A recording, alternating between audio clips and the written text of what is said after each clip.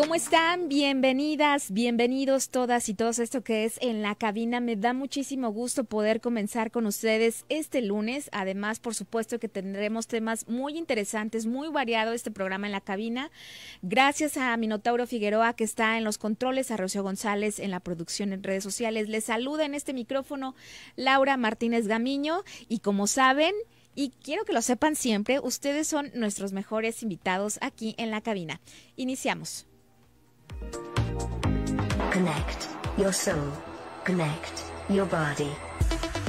Este es el lugar donde el bienestar integral y los hábitos saludables se entrelazan para una vida plena y activa en Saludable.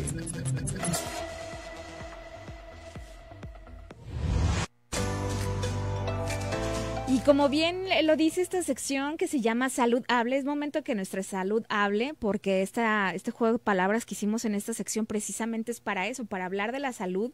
Y fíjense que hace algunos días, bueno, ya puedo decir que sí, algunos días, hubo un tema muy interesante que compartió la Secretaría de Salud Jalisco, que creo que son de esos temas en los que se tiene que hablar, son esos temas que se tienen que saber de esos servicios que brindan, porque yo no lo había escuchado. Y la verdad es que abrieron una clínica del pelo y detección de lesiones pigmentadas, que ahorita vamos a hablar, que es una lesión pigmentada. Y para eso me da muchísimo gusto recibir aquí en cabina a la doctora Berenice Pérez Aldrete, titular del Departamento de Dermatoscopía y Photofinder. ¿Lo estoy pronunciando bien, doctora? Doctora Berenice, ¿cómo está? Bienvenida aquí en la cabina. Hola Laura, muchas gracias por la invitación. Muy contenta de estar aquí y contigo y tu auditorio. Y platicar precisamente de estas, creo que es un gran tema, porque no es un tema del que se hable mucho y no es un tema en el que creo que ahorita tú me vas a decir conforme a los datos quiénes más acuden, ¿no? Uno puede dar por entendido que pueden ser los hombres por el tema de la clínica de pelo, ¿no? Pero me gustaría, ¿por qué se vio la necesidad en el Instituto de Dermatología, que está ahí la clínica de pelo? Porque vieron la necesidad de crear estos nuevos espacios, sobre todo para todas y para todos. Bueno, ahí en el Instituto Dermatológico tiene bastantes años de que genera atención a los pacientes y a últimas fechas se ha visto un incremento en las enfermedades del cabello. Son enfermedades que han existido desde hace tiempo, algunas son de reciente diagnóstico o de reciente descubrimiento, por así decirlo, y entonces pues ya las detectamos aún más o de manera más frecuente, aunque ya son problemas de la piel cabelluda que tienen años de que se han presentado, simplemente no las conocíamos tan a fondo como ahorita. Entonces de ahí creció la necesidad de instaurar una clínica para el seguimiento y el tratamiento de este tipo de problemas. ¿Qué tipo de enfermedades hay en el pelo, doctora? Bueno, hay enfermedades desde procesos inflamatorios como lo es la foliculitis decalvante, la psoriasis, problemas como infecciones como tiñas de la piel cabelluda, que son más comunes en niños, pediculosis, que también es más común en niños o más conocido como los piojos, son enfermedades de la piel cabelluda, y ya problemas un poquito más severos o de importancia, que son las alopecias cicatrizales y no cicatrizales. ¿Qué un ejemplo? Un ejemplo, la más común de las alopecias no cicatrizales es aquella que es la alopecia androgenética, que es la más común que todos conocemos, y que es aquella en que los hombres van perdiendo su pelo hasta llegar a un grado de calvicie. Esta alopecia también afecta a las mujeres, solo que se presenta en un patrón un tanto diferente. Y aquellas alopecias cicatrizales, las cuales son de un poquito más de importancia porque a la larga pueden generar un proceso tan inflamatorio que lleva a una cicatriz en la cual ya no se puede recuperar el cabello. Entonces lleva a una pérdida de cabello importante. Fíjate qué interesante, doctora, porque muchas veces no se hablan de estas enfermedades. O sea, de hecho, podemos hablar de muchísimas enfermedades, pero yo creo que de todo nuestro cuerpo, hasta que empezamos a ver un tipo de algo en común, por ejemplo, no lo normalizamos, ¿no? Como de que, o sea... Tengo poco pelo, ¿no? Tengo mi poco familia pelo, es de poco pelo. Ajá. Eso es lo que hay que investigar. ¿Pero por qué tenemos poco pelo? Porque conozco muchas amigas que es que yo tengo poco pelo, pero ¿por qué tenemos? Sí, hay un componente genético de cada persona que tiene una densidad capilar pues ya dada por la genética, pero esas alopecias que son difusas, que toda la vida la paciente ha tenido un poco cabello, hay que descartar asociaciones con enfermedades, por ejemplo, de la tiroides. Siempre hay que pedir estudios, evaluar que no haya un proceso ahí a nivel tiroideo que sea el que está desencadenando esa caída. Sí, claro, porque el tener cualquier tipo de hipo o hipertiroidismo, uno de los síntomas, de hecho, es la pérdida de cabello. Sí, así es. El cabello también cambia en cuanto a su textura y a su grosor. Entonces son personas con cabello más delgado, más seco. Y ahí es cuando empezamos a sospechar que de fondo hay un problema en la tiroides. Hormonal. Y por ejemplo, uno también tiene la concepción que la mayoría de estos problemas, por ejemplo, de la alopecia es en los hombres. Ajá. La alopecia androgenética por mucho es más común en los hombres, o es donde más frecuentemente la vemos, pero afecta igual a las mujeres. No tanto como se ve en los hombres, que ellos van perdiendo las entradas y después se les afecta la región del vértex o la coronilla.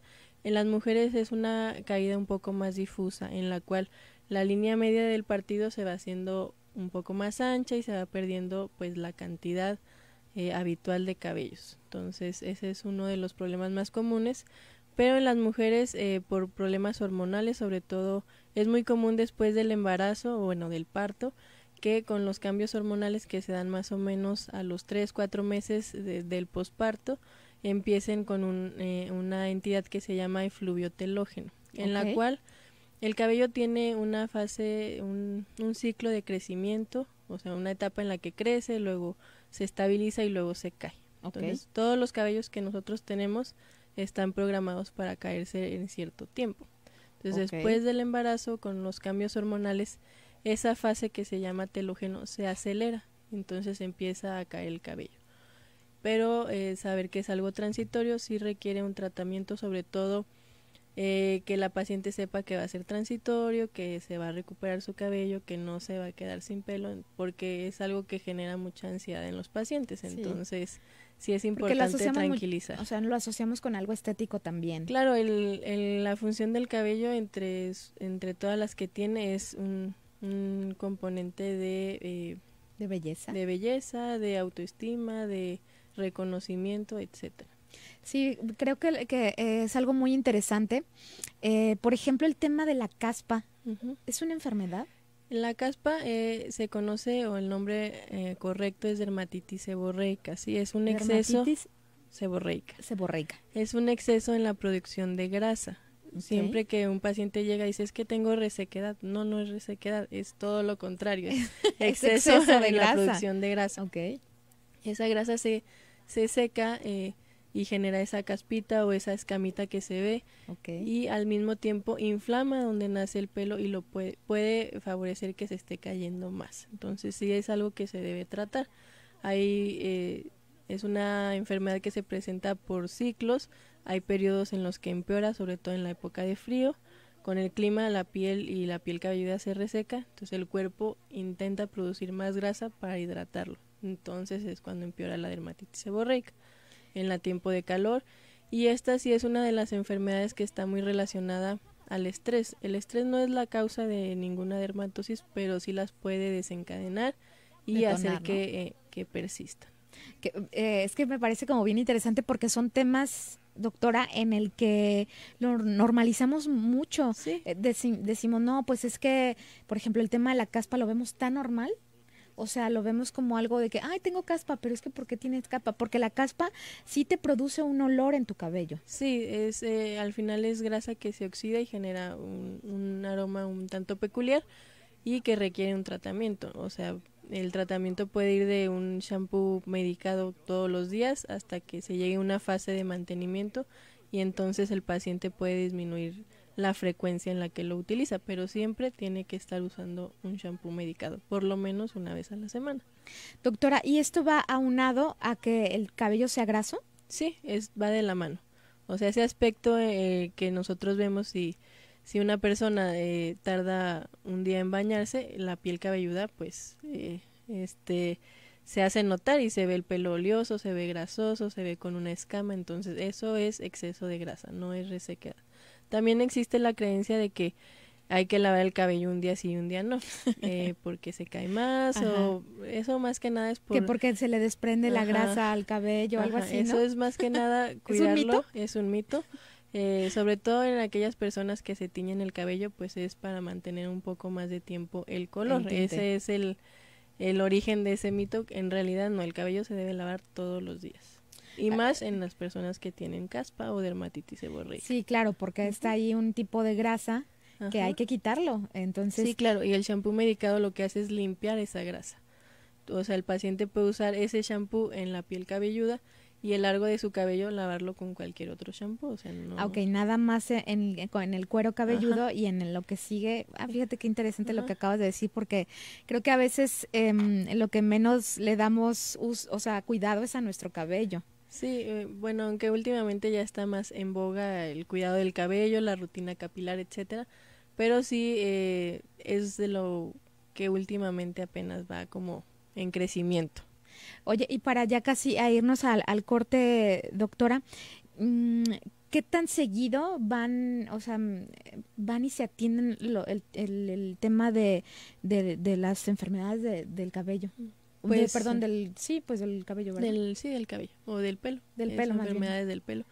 Pues últimamente eso va más en crecimiento, entonces los pacientes que nosotros vemos en consulta, por lo menos al día vemos 2 o 3 que vean por problemas relacionados al cabello. Últimamente, bueno, a raíz de que se formó la clínica, pues eso ha ido aumentando un poquito más, pero desde antes de su formación ya se veían ya pacientes con problemas de alopecia. Nos tenemos que ir a un corte, Muy bien. doctora, y regresamos rapidísimo aquí en la cabina. Regresamos aquí en la cabina, estamos platicando con la doctora Berenice Pérez Aldrete, titular del Departamento de Dermatoscopía y Fotofinder, y estamos hablando primero de la clínica del pelo. Ahorita vamos a hablar sobre la detección de lesiones pigmentadas, pero vamos a darle dos salidas a los dos comentarios y preguntas que también te hacen aquí. Veré, uno de nuestros radioescuchas dice: hola, buenas tardes, que mencionaron sobre la psoriasis. Yo la tengo, me han recomendado infinidad de medicamentos, ¿cuál puedo usar? Y aparte me duelen mucho los huesos. Puedes usar aparte cremas o pomadas que no sea muy fuerte. Yo tengo invadido todo el cuerpo, lo que nos dice. Bueno, la psoriasis es una enfermedad inflamatoria y autoinmune de la piel que puede afectar toda la piel o afectar la piel cabelluda o solo las uñas. Entonces aquí, en el caso de esta persona, pues sería pues que vaya a una evaluación para determinar qué de superficie corporal está afectada, porque eso es lo que nos va a determinar qué tipo de tratamiento requiere. Si son lesiones pocas, en poca cantidad, pues el tratamiento tópico le va a funcionar. Pero si ya está muy extensa o afecta más del 10% de la superficie corporal total, pues requiere un tratamiento sistémico, el cual a su vez requiere pues un seguimiento más estrecho, estudios de laboratorio y sobre todo lo que comenta de que le duelen los huesos. La psoriasis a la larga o en algunos pacientes puede afectar también las articulaciones tanto de las manos como cadera, rodilla, etcétera. Y también Víctor nos pregunta: buenas tardes, ¿el monoxidil sirve para la caída del cabello? Digo, no que salga, pero sí que pare un poco la caída. El minoxidil lo que hace es estimular el crecimiento del cabello, pero siempre es un tratamiento complementario. O sea, hay que ver de fondo qué es lo que está sucediendo, qué tipo de alopecia tiene él o por qué está esta caída presente, y tratar pues en conjunto todo, o sea, buscar la causa de la caída y después ya dar el tratamiento necesario, pero sí es un adyuvante en muchas de las alopecias que vemos. Y por ejemplo, en el tema de, ahora que estábamos hablando del tema de la pérdida de cabello, un poco antes de entrar al programa yo te preguntaba, ¿desde cuándo un hombre empieza a perder el cabello? O sea, ¿qué edad más o menos? Bueno, en la alopecia androgenética, como su nombre lo indica, tiene un componente genético, o sea, está en los genes no los podemos cambiar. Entonces son pacientes que empiezan desde temprana edad, hay incluso quien desde los 15 años empieza con pérdida de cabello y a los 20 se hace un poquito más notoria, y ya a los 30, que es cuando la mayoría de los pacientes acuden a consulta, pues ya tienen un tiempo de evolución de 10 años o 15 años en los que estuvieron perdiendo de manera continua el cabello. Entonces sí es algo que hay que tener en cuenta, sobre todo aquellos pacientes que tienen ya antecedentes familiares de una alopecia androgenética, sobre todo en la línea materna, o que su padre pues ya tiene un cuadro de calvicie o de alopecia androgenética. O sea, por ejemplo, como un tema de prevención, o sea, si yo veo que, no sé, pues mi papá o con mi mamá hubo este tema, desde los 15 años puedo como a prevenirlo. Ajá, puedes empezar a notar si se cae más del cabello habitual, porque a todos, aunque estemos sanos, se nos cae el cabello. El cabello se cae entre 100 y 150 cabellos al día, eso es lo normal. Entonces, una cantidad mayor que esa, pues sí es algo de llamar la atención y que pues motiva al paciente a acudir a revisarse. Y incluso, obviamente, ahorita pues está muy en boga todo esto de las enfermedades capilares, y pacientes que ya saben que hay antecedentes en su familia están yendo desde muy jóvenes a revisarse. Entonces se da una consulta, se hace una exploración física y vemos si hay algún factor o algún dato que nos haga sospechar que sí hay alopecia androgenética o que ya empezó. Entonces el seguimiento es muy importante en estos pacientes. Sí, creo que es un muy buen dato el que nos acabas de decir, que alrededor de 150 cabellos se nos caen al día. O sea, eso es un promedio. Obviamente, pues si ya hay un tema en particular, se van a caer más de 150 cabellos, ¿no? Sí, así es. Y en el tema de la detección de lesiones pigmentadas, ¿qué es una lesión pigmentada? Bueno, nosotros le llamamos lesión pigmentada principalmente a los nevos o a los lunares. El nombre médico es nevo melanocítico, y es el seguimiento estrecho, sobre todo en aquellos pacientes que tienen muchos nevos, porque hay que estar revisando las características de cada uno, y si tienen algún cambio, algo que nos haga sospechar que las características tanto clínicas y a lo mejor en la biopsia o en la imagen ya al microscopio pues están cambiando. Ok. ¿Y cómo si yo tengo como algún tipo de lunar que me cause algún tipo de sospecha o por Bueno, qué? aquí hay que evaluar, hay una regla que se llama ABCDE, en la cual al paciente es una regla sencilla que puede recordar, con el cual podemos revisar todos los lunares. Entonces la A corresponde a asimetría. Si nosotros partimos un lunar a la mitad, tiene que ser igual de los dos lados. Ok, a ver, voy a ver algún lunar mío. Ok, va. La B es de los bordes. Nosotros debemos ver exactamente dónde empieza y dónde termina nuestro lunar. Si eso se empieza a hacer algo difuso, es un dato pues importante de alarma. Okay. Deben de tener un color, deben ser de un solo color. Si son lunares que tienen más de 2 o 3 colores, también es un dato importante que debe motivar al paciente a revisarse. La D es del diámetro. Los lunares deben medir menos de 6 milímetros, que es más o menos el tamaño del borrador de un lápiz. Okay. Y la E es de la evolución. Si es un lunar que ha tenido toda la vida y empezó a cambiar, o si es una lesión que apareció de manera reciente. Entonces eso es lo que hay que evaluar. Si el paciente detecta en esta regla de la ABCDE algún cambio, pues se le invita a que vaya a una revisión. Lo ideal es que por lo menos una vez al año se vaya a un chequeo dermatológico, y ya les daremos indicaciones si nosotros detectamos en particular algún nevo que deba tener una vigilancia más estrecha, o si vemos cambios muy sospechosos, pues mejor se retira y se manda a analizar. Creo que también nosotros conocemos nuestro cuerpo. A ver, entonces cuando vemos quizá que tenemos un lunar que ha estado ahí toda la vida, pero que en algún momento tú lo ves que empieza a crecer o a tornarse de otro color, o que empieza a tener un borde que antes no tenía, yo creo que también nosotros debemos de decir por qué está pasando esto, claro, ¿no? O sea, o si no, hay algunos que no sé, pueden dar comezón. Habitualmente los lunares no causan ningún síntoma. A veces si los estamos rascando o tocando frecuentemente sí se pueden inflamar, y es cuando generan comezón o molestias, pero de manera normal o rutinaria pues no deberían causar ninguna molestia. Ok. Y como ya casi tenemos que terminar, ver dónde, en primer lugar, ¿dónde está el Instituto Dermatológico? Bueno, el Instituto Dermatológico se encuentra en la Avenida Federalismo Norte, 3102, esquina occidental, es en Zapopan, y tiene atención de lunes a viernes. Se empieza a las 7 de la mañana a dar fichas. Ok. Y en promedio se dan entre 250 y 300 fichas al día. Y el paciente debe acudir pues con una copia de su CURP, bueno, 2 copias de su CURP, y llegar temprano para alcanzar esa ficha. Si alcanza ficha, se atiende el mismo día. Ah, ok, y ahí tiene que quedarse hasta que Sí. sea atendido, ¿no? Y por ejemplo, Bere, y aparte está muy fácil porque ahí hay una estación de... Sí, del de- dermatológico de la línea... De la línea 1, Ajá. de la línea 1 está súper fácil porque ahí casi saliendo de la estación es cruzando y ahí está el instituto Sí, una cuadrita más o menos. de dermatológico. Y yo creo que es bien importante porque este tema de las fichas que nos estás mencionando, porque a veces creemos que es todo el horario Ajá. y que podemos llegar y luego nos pueden atender, pero Ajá. no hay con No, fichas. Hay fichas, se dan a las 7 de la mañana, se empiezan a dar las fichas, y el paciente pues normalmente ya saben y están formados ahí un poquito antes para pasar a la consulta.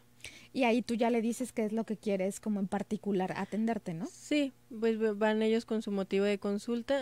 Obviamente hay pacientes que tienen varios motivos de consulta, no podemos abarcar todos en una Ok. consulta en ese tiempo que nos dan, pero se va a ir viendo, se va priorizando lo más importante y después Ok. se van tratando los demás situaciones. Eso también es importante porque pues quizá una persona va con muchos asuntos, Ujú. pero también entender que pues es como prioritarios de todos Sí. estos asuntos, Sí, ¿no? los podemos revisar de manera muy rapidita al principio tal vez, y luego ya aunar en cada uno, obviamente dándole prioridad a lo que merece prioridad. Y ya después de la primera cita o la consulta, ya después citan. No hay sistema de citas, Ok. es igual llegar temprano, se les explica ya. siempre, porque pues se atiende el mismo día que va, o sea, si alcanza su ficha, que son bastantes fichas, ese mismo día sale ya con su consulta, tratamiento, si requiere biopsia, ese mismo día se toma, Ok. etcétera. O sea, para que se tomen ese día, o sea, Ajá. por lo menos toda la mañana Sí. y se pueda atender. Pues no me queda más que agradecer. Solo me quería Sí, adelante. esclarecer otro asunto. Para acudir a la clínica tanto de pelo como de lesiones melanocíticas hay que ir primero a una consulta general y ya Ok. el médico los va a derivar en su momento, si se requiere, tanto a una como a la otra clínica. Ah, qué bueno que lo Ujú. mencionas para todos los que tienen pues que quieren acudir a algo que tengan dudas, lo tomen en cuenta. Pues Vera, no me queda más que agradecerte Muchas que hayas gracias. lo hiciste muy bien, muchas gracias. Gracias. Y sobre todo estás muy preparada y sobre todo para todos estos temas. Muchas gracias por venir hasta Gracias acá. por la invitación. Pues es momento ahora sí de irnos a una pausa y regresamos aquí en la cabina. Regresamos en la cabina y damos por inaugurada esta sección que se llama Cinema 91.5, que me da muchísimo gusto saludarle porque seguramente más de alguno la conoce. Zanahoria, ¿cómo estás? Bienvenida. Hola, muy buenas tardes ya. Buenas tardes. Bien, gracias. Aquí disfrutando del calorcito del puerto de Veracruz. Oye, pues nos estás presumiendo porque aquí todavía en la zona metropolitana de Guadalajara está frío. Saliendo todavía no he salido, pero no sé yo creo que seguramente tú estás disfrutando mucho mejor que nosotros, pero muchas gracias por aceptarnos la llamada ahora que estás un poco lejos. Seguramente en otro momento vas a venir aquí a la cabina, en la cabina, por supuesto, pero algo que quería platicar contigo, Sana, es que pues está mucho en boca esta película que se llama La Sociedad de la Nieve. Exactamente, La Sociedad de la Nieve, y que también da pauta para que muchos jóvenes que desconocían esta Sí. tragedia, sobre todo relevante, una porque los supervivientes de los Andes, que fue en 1972, pasaron 72 días para ser rescatados, y fueron rescatados gracias a que 2 de ellos fueron caminando y atravesando la montaña de nieve. Y bueno, también fue relevante porque fue cuando cometieron la antropofagia, que a muchos Ujú. está así como haciendo ruido, y que fue un acuerdo consensuado, te voy a decir. Yo tuve la oportunidad de escuchar en una plática a uno de los sobrevivientes, Ujú. y ellos decían que llegó un momento en que era o se mueren, o decían ellos, alguien lo propuso, o sea, alguien tuvo que proponerlo, y se daban como un acuerdo, como en la película de alguna manera, que decían, pues si yo me muero, pues cuando menos que sirva de algo mi muerte, para que ustedes puedan sobrevivir. Entonces yo creo que por eso la película ahorita ha tenido pues tanto impacto también, ¿no? Entre la población, que es muy, muy joven, a lo mejor como tú, que a lo mejor no sabías de este accidente, Y que además también Zanahoria, pues ahora viene con esta nueva película española que está en las plataformas y que también está en el cine, pero además también me imagino que tú que has visto o tú has tenido la oportunidad de ver las dos películas, ¿cuál es la que te emocionó más? Bueno, hay una de 1976, que por cierto es mexicana, dirigida por René Cardona, que se llama precisamente Supervivientes de los Andes, que sí me gustó. Y otra que no recuerdo, sí. que la voy a buscar, que se llama Viven, de 1993, que sí es una producción estadounidense, con Ethan Hawke a la cabeza, y que debe de ser interesante. No pueden cambiar mucho porque es una película basada en hechos reales. Y esa película de la Sociedad de la Nieve, pues a mí me parece muy bien hecha, muy bien lograda el accidente, también con la sensibilidad de no mostrarnos imágenes tan impactantes como puede ser que alguien se esté comiendo carne humana. Claro. Entonces, por ese sentido, a mí me gustó, la verdad, muchísimo. Entonces, ¿sí la recomiendas? No, la recomiendo, o sea, dentro de las plataformas yo creo que es la más vista y la más recomendable. Porque en el cine te puedo recomendar puedo recomendar a tu pública una que se llama Los que se quedan. Esta película está protagonizada por Paul Giamatti, que es un actor estadounidense ya más o menos entre los 50 y los 60 años, y él hace el papel de un maestro. Bueno, a mí me fascinó la película. ¿Y a qué se refiere con los que se quedan? Bueno, él es un maestro que trabaja en una escuela muy prestigiada de los Estados Unidos, en donde tiene que permanecer durante las vacaciones de Navidad con los chicos que por alguna circunstancia no pueden ir a sus casas a celebrar la Navidad y el Año Nuevo. Entonces, como él era un tanto huraño, solitario, no había tenido hijos, entonces casi a él le tocaba casualmente, ¿no? Cuidarlos. Y ahí hace la amistad con uno de los alumnos que también tenía una situación familiar como muy especial, y también se queda la cocinera, que por cierto ganó un Globo de Oro por su mejor actuación como secundaria, como papel secundario. Entonces, ¿cómo se van dando esos vínculos que te permiten también cambiar radicalmente tu vida y darte cuenta de muchas cosas? Pues entonces sí, es una película muy sensible que les recomiendo, que tiene, yo digo siempre, Lau, con recomendación Sanípolis. O sea, sí, está bueno. Sí, ya te digo, Laura. Y otra que que no he visto, no he tenido la oportunidad de ver, que también está, si te gusta a ti el cine romántico, no sé qué tan romántica seas. Sí me gusta el cine romántico. Bueno, pues ahí está una película un tanto predecible, se llama Con todos menos contigo. Que es una comedia romántica que trata de una pareja que en su primera cita como que no se llevaban bien, no se dieron las cosas. El caso es que accidentalmente se reencuentran porque los dos son invitados a una boda por el bien común en Australia. Entonces ahí en el avión empiezan a hacer como a pelearse, como que hoy, bueno, así, como que cuando te encuentras a alguien indeseable, digamos, no hoy, no como que se viene aquí. Y pero bueno, ahí también cuando llegan a la boda ven gente que tuvo algo que ver con sus vidas y deciden fingir que están enamorados y que son una pareja estable. Pues ya te imaginarás, ¿no? Lo que puede suceder. Pero bueno, pues a mucha gente le ha gustado, otros críticos dicen que, así como ni cómo ayudarlos.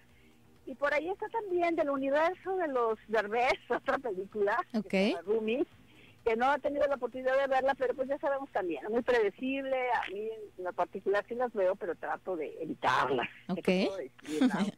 Es inevitable. Es inevitable algunas que son seguramente de las que se tienen que hablar y que a veces pues dices, bueno, déjala veo para estar dentro de la plática. Sí, así es. O cuando menos disfrutas de las palomitas, ya del perdido. Es así como de pretexto. Sí. Y bueno, también hay una que se llama Masha y el oso, no sé si alguna vez oíste hablar de estos personajes. Sí, claro que los he escuchado. Y las disfrutaste a lo mejor. Y bueno, pues ahí está ahorita en la pantalla grande, es una película de animación y sigue las aventuras de esta particular pareja. Y bueno, pues esto es lo más rescatable de la cartelera. Ayer, yo ya no podía más, y tuve que ir al cine, aquí en Veracruz, y fui a ver el preestreno de una película que va a estar muy sonada en los Oscars. A ver, ¿cuál? Se llama Pobres Criaturas. Criaturas, con Emma Stone. Muy fuerte, esa sí es para adultos. ¿Y qué trata más, sin espolear mucho, Zanahoria, qué trata más o menos?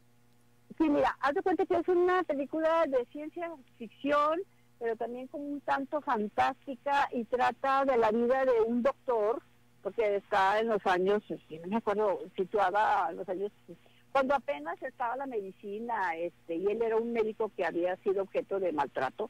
No puedo decirte mucho, pero la protagonista, que es Emma Stone, se suicida, y no te estoy espoleando, ¿eh? Ok. Y entonces es rescatada por este médico poco ortodoxo y la devuelve a la vida. Ok.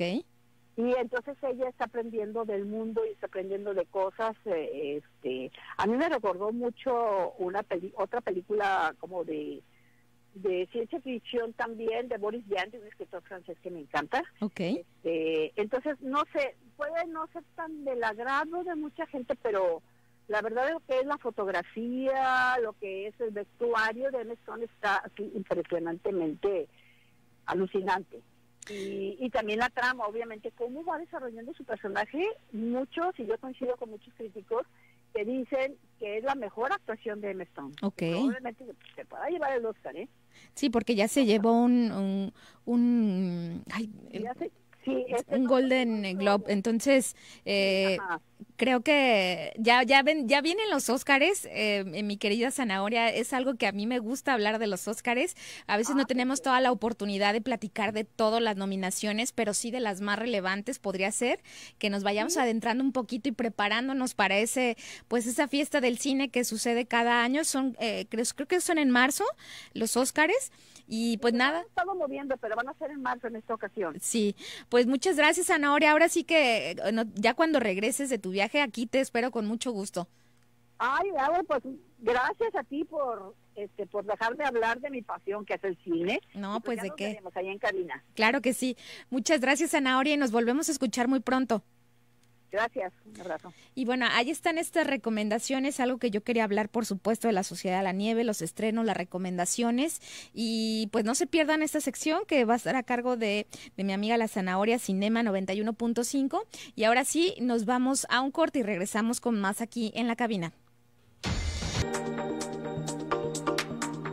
Regresamos en la cabina y me da muchísimo gusto saludar y que esté aquí, además, en esta cabina azul, a Carlos López, un editor que sabe muchísimo de libros. Yo no, sin mi duda siempre ha sido en qué momento lees tantos libros, Carlos, pero primero te doy la bienvenida, la gran bienvenida este día aquí en la cabina, este nuevo espacio. ¿Cómo estás? Bien, Laura, muy contento, muchas gracias por invitarme y sobre todo por este ejercicio que a mí me parece fabuloso, que es el ejercicio de compartir lecturas, autoras, autores, libros, tener con quién platicar de libros, tener con quién platicar en general de lo que te gusta, sí, es padre, y si es de libros todavía mejor. Entonces la idea de venir a visitarte y de venir con tu auditorio es justamente hacer eso, como si nos encontráramos en un café, en el autobús, sí, en el tren, en la sala de una central de autobuses, de un aeropuerto, a platicar de libros. Y en esta ocasión yo le preguntaba a Carlos con qué libro vamos a iniciar esta colaboración, y tú me dijiste, vamos a empezar fuertecito. Vamos a empezar algo con lo que está en tendencia, que ahorita me lo acabas de decir. Este libro, que es de Dalia de la Cerda, que se llama Perras de la Reserva. Perras de Reserva, sí. Perras de Reserva, perdón, que es de Dalia de la Cerda. Y platícanos un poco de qué se trata este libro, que en particular, desde el nombre, ya está fuerte. Pues ¿sí, es engañoso, okay, pero sí esgrime su narrativa, Dalia, justamente sin cortapisas, sin embalajes, es muy directa, ¿no? Dalia de la Cerda es una escritora muy joven que publicó, tiene este libro publicado en Editorial Sexto Piso, tiene otro que se llama Desde los Zulos, y se ha convertido en un pequeño o gradualmente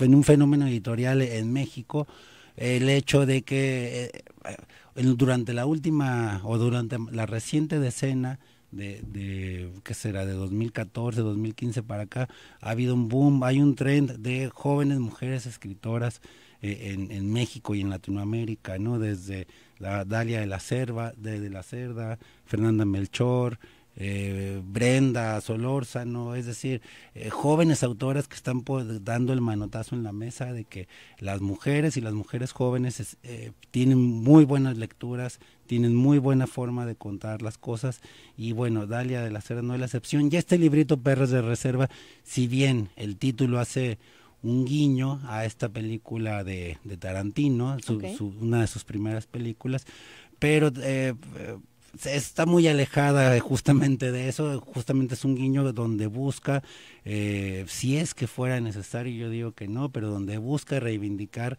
el género femenino dentro de la literatura. Es una escritora muy, muy, muy disfrutable. Son 13 cuentos que lo que buscan es narrar la condición humana, pero de una chica de México, ¿no? Que lo mismo un cuento busca un hombre que diga, yo quiero un hombre buchón, que no vaya a Sara, o sea, yo quiero un hombre que me guste así. El primer cuento del libro habla justamente de una chica que está esperando el diagnóstico de la prueba rápida de embarazo y dice, es el minuto más largo de mi vida, y no me siento ni mínimamente tierna, me siento patética. Entonces parte de este boom, porque ha sido un éxito este trend de literatura, y específicamente Perras de Reserva, este libro de cuentitos de Dalia, ha sido un fenómeno justamente porque le habla a sus pares, le habla a las chicas de este país, como te decía, sin artificios. Él escribe muy bien, pero se aleja del artificio utópico, del artificio de ensoñación, se aleja de, ¿cómo decirlo?, de las imposturas del canon literario, ¿no? Que se impone, la verdad, lo imponen las editoriales, lo imponen las ventas, lo exponen las modas, porque hay modas, hay trend dentro de la literatura, ¿no? Dentro de la edición, y Dalia justamente lo que hace es eso, romper con ese canon. Y porque además creo que a veces, como tú bien lo dices, también en las editoriales, pues ven lo que les funciona en el tema económico, y es también a lo que se sube, ¿no? Y es parte como de esta venta para los libros. Este libro que entiendo, Carlos, es un que trae muchos cuentos, ¿se le puede llamar así? Sí, son cuentos, son cuentos, son relatos breves. Y seguramente en más de alguna ocasión, cuando estemos leyendo esto, nos vamos a identificar. Mucho. Además, perdón que te interrumpa, porque trae los conflictos de los cuentos, no son muy estrechos, no son muy, de la vida diaria, muy familiares, ¿no? Sí, por ejemplo, hay un cuento donde la protagonista vive junto a la bruja del barrio, ¿no? En una bruja que, bueno, pues que hace amarres, limpias, etcétera, ¿no? Y se anuncia por Facebook, etcétera. Es una escritura muy potente la de Dalia, porque al mismo tiempo que es muy íntima, todos los cuentos están narrados en primera persona, también se vale de muchos personajes femeninos, tanto protagonistas como antagonistas, para narrar también la condición de ser y de escribir desde